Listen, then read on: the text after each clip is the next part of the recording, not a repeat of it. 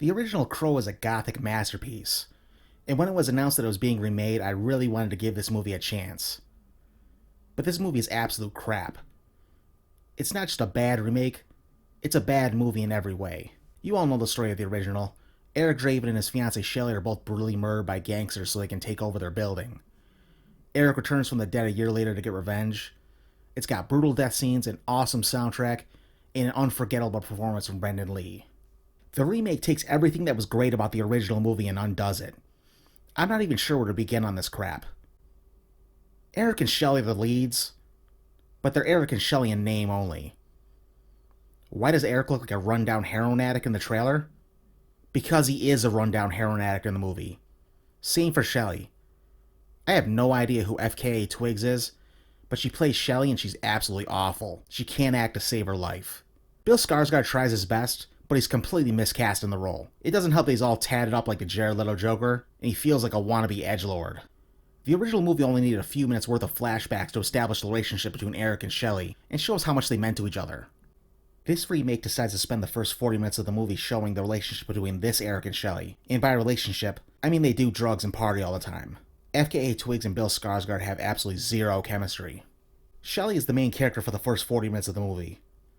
Probably because the filmmakers thought it would be a good way to make you care about the character before she gets killed, but instead the only thing it succeeded was in making both her and Eric unlikable.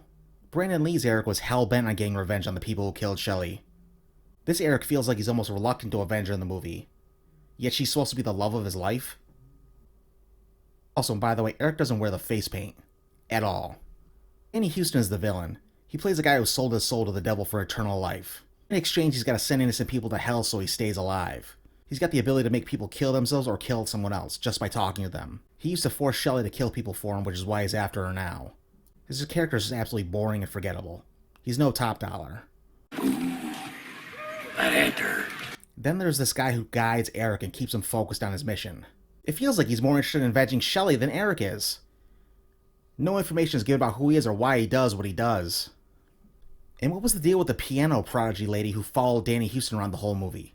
It's just like the filmmakers decided to drop it midway through the movie with no explanation. The movie doesn't say it, but it feels like it's supposed to take place in a major American city. Probably New York City. But the movie feels and looks like a cheap Eastern European tax shelter production. The type of movie that John Travolta would make right now instead of Bill Skarsgård. It doesn't help either that all of Danny Houston's henchmen are just a bunch of 50-something-year-old Eastern European men either. The only decent part of the movie was the massacre at the Opera House. Bill Skarsgård can at least do action scenes well enough. The movie is 2 hours long, but it feels like it's 10 hours. The ending is nonsensical and a joke of an attempt to set up a sequel. As if this movie will ever get the chance. Eric decides to give his life in exchange for Shelley. She'll get resurrected and he'll take her place in hell. So the movie goes back to the scene when she died and now she survives. Does that mean that Eric has the power to change the timeline? Does that mean the second and third acts never happened? Does that mean that Danny Houston's character is still alive? And then Eric doesn't even go to hell at the end anyway. This is probably going to be the worst movie of the year. I can't imagine anything else coming out that's going to be worse than this. My only recommendation is to avoid this movie at all costs.